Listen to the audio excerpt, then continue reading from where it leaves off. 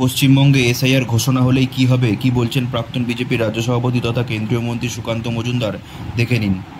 SIR ইলেকশনের পূর্ব প্রস্তুতি, স্বাভাবিকভাবে এসআইআর এর জন্য আজকে নির্বাচন কমিশন তাদের প্রেস কনফারেন্স দেখেছে কিনা সেটা তো আমাদের জানা নেই। যদি এসআইআর ঘোষণা হয়, আমরা আমাদের BLA-2 এর লিস্ট জমা করতে শুরু করেছি। আরও আগামী দিনে এই কাজকে দ্রুততার সাথে ভারতীয় জনতা পার্টি প্রতি বুথে BLA-2, যে বুথগুলোতে আমাদের ভোটার আছে অবশ্যই, সেখানে আমরা BLA-2 এর নামের লিস্ট জমা দেবো এবং আমরা এসআইআরে অংশগ্রহণ করবো। আপনাদের তো প্রশ্ন তৃণমূল কংগ্রেসকে করা আছে, কারণ তৃণমূল কংগ্রেসের এক একজন নেতা বলেছিলেন এসআইআর চালু হতে দেবো না, এসআইআর চালু হলে হাত কেটে নেব, কেউ বলেছিল আগুন ধরিয়ে দেবো। গতকাল এক বর্ধমানের তৃণমূল নেতা বলেছে এক এক করে বিজেপি নেতাদেরকে নাকি আগুন ধরিয়ে দেবে। তো এরকম বিভিন্ন হুমকি আসছে। তো সেই হুমকির হাত থেকে এসআইআরকে বাঁচাতে নির্বাচন কমিশনকে নির্দিষ্ট ব্যবস্থা নেওয়া উচিত বলে আমার মনে হয়, উপযুক্ত ব্যবস্থা নেওয়া উচিত। আপনিও তো অনেক ধরনের ট্রিটমেন্টের কথা বলছেন, আপনাদের দলের তরফ থেকে বলা হচ্ছে যে 1 কোটি নাম বাদ যাবে, তারপরে তাহলে একই তো হচ্ছে। নাম বাদ যাবে আমরা বলেছি, আমরা বাদ দিয়ে দেবো।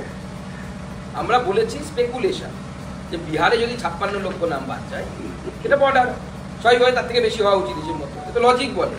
আমরা বাদ দেবো বলে নির্বাচন কমিশনের স্বাভাবিক নিয়ম অনুসারে বাদ যাবে। কারণ প্রচুর বুথে কিছুদিন আগে, আমাদের কয়েক বছর আগে কলকাতা কর্পোরেশনে ভোট হয়েছে, তাদের একজন স্বর্গত গায়ক এসে ভোট দিয়ে গেছে। তার মানে কি ভোটার লিস্টে তার নামটা আছে, তো ভোটার লিস্ট থেকে সেই নামটা বাদ যাবে। এরকম প্রচুর নাম বাদ যাবে, বাংলাদেশের নাম বাদ যাবে। আইনগত ব্যবস্থা হবে, চিন্তা আইনগত ব্যবস্থাটাই ডুগডুগি বাদ। এই এসআইআর এর প্রেক্ষাপটে সিপিএম যেটা বলছে যে এসআইআর এর এই বিষয়ে সিপিএম এর প্রত্যেকটা কর্মীকে রাস্তায় নামার জন্য বলেছে সিপিএম, এবং তার পাশাপাশি সমস্ত ভুয়ো ভোটারদেরকে খুঁজে বার করার নির্দেশ সিপিএম এর তরফ থেকে দেওয়া হচ্ছে দলের কর্মী সমর্থকদেরকে, এবং বুধবার দিনকে গণস্বাক্ষর অভিযান এবং নির্বাচন কমিশনের দপ্তরের সামনে অবস্থান করবে সিপিএম। এই বিষয়টা তাদের উদ্দেশ্যটা কি সেটা তো বলবেন। আপনি বলছেন তারা নাকি ভুয়ো ভোটার খুঁজবে, তো ভুয়ো ভোটার খোঁজার জন্য তো এসআইআর হচ্ছে, তাহলে এসআইআর এর বিরোধিতা কেন করছেন? এখন তাদের উদ্দেশ্যটা কি? যদি বলেন যে ভারতবর্ষে যারা আছে, বাংলায় যারা আছে, তাদের সবাইকেই ভোটার লিস্টে নাম রাখতে হবে, তাহলে আমার বিনীত অনুরোধ সিপিএম এর সব নেতারা অফার দিক, যারা গরিব মানুষ, যাদের বাড়িঘর নেই, তারা সবাই সিপিএম নেতাদের বাড়ি থেকে থাকবে। কাগজপত্র দরকার নেই, বাড়িতে থাকার জায়গা হলে হলো। সুজন চক্রবর্তীর বাড়িতে আমি 10 জন 15 জন গরিব মানুষকে পাঠিয়ে দিচ্ছি, যাদের পাকা বাড়ি নেই।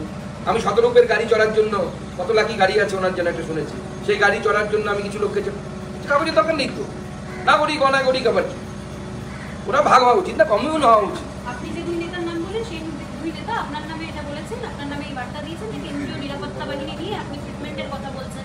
নিরাপত্তা ছাড়া মানুষের সঙ্গে মিশুন, তারপরে ট্রিটমেন্টের কথা, পাল্টামারের কথা, এত বড় বড় কথা। দেখুন, আমি তাদের কথাতেই গুরুত্ব দিই যাদের কোনো রাজনৈতিক স্ট্যাচার আছে। একজন বাপের দৌলতে দামি গাড়িতে চড়ে বেড়ায়, একটাও ভোটে জিততে পারেননি এখনো। সুকান্ত মজুমদার সিকিউরিটি প্রথমবার ভোটে জেতার কয়েক বছর পর, যখন রাজ্য সভাপতি হই, তার কিছুদিন পরে সিকিউরিটি পেয়েছে। তার আগে কলকাতায় বাসে ঘুরে বেরিয়েছে। শতরূপ ঘোষ কদিন বাসে ঘুরেছে আমার জানা নেই, আর আমার বাবার ওই সম্পত্তিও নেই যে আমাকে অত দামি গাড়ি কিনে দেবে। তো যারা কথা বলছে তাদের 5 পয়সাও দাম নেই। এটা হচ্ছে ওই বলে না 10 টাকার ধনে পাতা, তার আবার ক্যাশ নেই। আগে ভোটে জিতুক, তারপরে কথা হবে। গতকাল আমরা দেখলাম যে শুভেন্দু অধিকারী তিনি ভবানীপুরে বললেন যে 1,20,000 নাম ম্যাপিং এই বাদ যাচ্ছে, আরো 50,000 নাম বাদ যাবে। মানে এটাই কি আপনাদের মূল অস্ত্র, মানে এসআইআর নাম বাদ যাবে এবং আপনারা ভোটে জিতবেন? দেখুন, অস্ত্রের বিষয় নয়। তৃণমূল কংগ্রেস এবং মিডিয়া, আপনারাও কিছু, তারা ভাবছেন যে এটা ভোটের যুদ্ধ, বিজেপি তৃণমূল নয়, এটা দেশের আন্তরিক সুরক্ষার বিষয়, আপনার সংবিধানের বিষয়। আপনার সংবিধান কি বলছে একবার পড়ে দেখবেন না? আপনার সংবিধান বলছে, আপনার পিপল রিপ্রেজেন্টেটিভ অ্যাক্ট বলছে যে যারা ভারতের নাগরিক, তারা ভারতের মুখ্যমন্ত্রী কি হবে কোনো রাজ্যের, এবং দেশের প্রধানমন্ত্রী কি হবে, তাদের অধিকার আছে।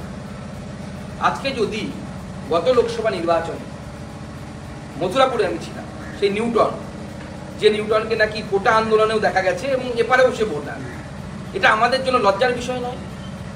যে একজন বাংলাদেশি নাগরিক, সে তৃণমূল করে এবং তৃণমূলকে ভোট দিয়েছে, তার মানে বাপি হালদার একটি ভোট হলেও নিউটনের ভোট পেয়েছে, তার মানে কি সে অবৈধ ভোটারের ভোটে নির্বাচিত? এটা আমাদের জন্য লজ্জার বিষয়। আমি বলছি না তার সাংসদ পদ খারিজ করে দিতে, কিন্তু একটু রেকটিফিকেশন দরকার। ভুল আছে আমাদের দেশের সৃষ্টির সময় থেকে, আমাদের এই বর্তমান ভারতবর্ষের তৈরির দিন থেকে অনেক সমস্যা হয়েছে। ভারতবর্ষে অনেক কিছু হওয়ার ছিল, সেটা হয়নি। তার মানে অন্য করবো না, এটা তো হতে পারে না। সিউড়ি পুরসভায় আইনি সহায়তা দেওয়ার জন্য ক্যাম্প করছে তৃণমূল। যদি এসআইআর এ কারোর নাম বাদ যায় তাহলে তাকে আইনি সহায়তা দেবে। কাদেরকে এরা আইনি সহায়তা দেবে, বা মানে যারা অনুপ্রবেশকারী তাদেরকেই তো আইনি সহায়তা দেবে? দেখুন, অনুপ্রবেশকারীদেরকে আইনি সহায়তা দেওয়ার জন্য চেষ্টা চলেছে, এবং এই রাজ্য সরকার এবং তৃণমূল কংগ্রেস পুরোপুরি এই অনুপ্রবেশকারী বাংলাদেশি মুসলমানদের পক্ষে। দেখুন, এই তৃণমূল কংগ্রেস কিন্তু উদ্বাস্তুদেরকে সাহায্য করার জন্য সিএ ক্যাম্পও খুলতে পারত, কারণ আইন হয়ে গেছে তো। এবং তৃণমূল কংগ্রেস এই আইনের, অর্থাৎ সিএবি ছিল, যখন বিল ছিল তখন তাকে অপোজ করেছিল। এখন সেটা অ্যাক্ট হয়ে গেছে। গণতন্ত্রে বলে, আমরাও যখন অপোজিশনে ছিলাম তখন অনেক অ্যাক্ট হয়েছে যার আমরা অপোজ করেছি, কিন্তু অ্যাক্ট তৈরি হয়ে যাওয়ার পর, অর্থাৎ আইন তৈরি হয়ে যাওয়ার পর, সেই আইন সব নাগরিকের উপরে সমানভাবে বর্তায়, আমাদের উপর বর্তেছে, এবং আমরা সেই আইনকে ফলো করেছি। তো তৃণমূল কংগ্রেসেরও তো উচিত ছিল যে, তৃণমূল কংগ্রেসের মধ্যে তো মতুয়া নেতা আছে, তাদেরও তো মতুয়া রাজ্যসভার সাংসদ আছে, তারা কেন সিএ ক্যাম্প করছেন না? তাদের তো উচিত সিএ ক্যাম্প করা, কারণ সিএতে অ্যাক্ট হয়ে গেছে, আর তো কারো কিছু করার নেই। যতদিন ভারত সরকার থাকবে, ভারত রাষ্ট্র থাকবে, ততদিন এই অ্যাক্ট থাকবে।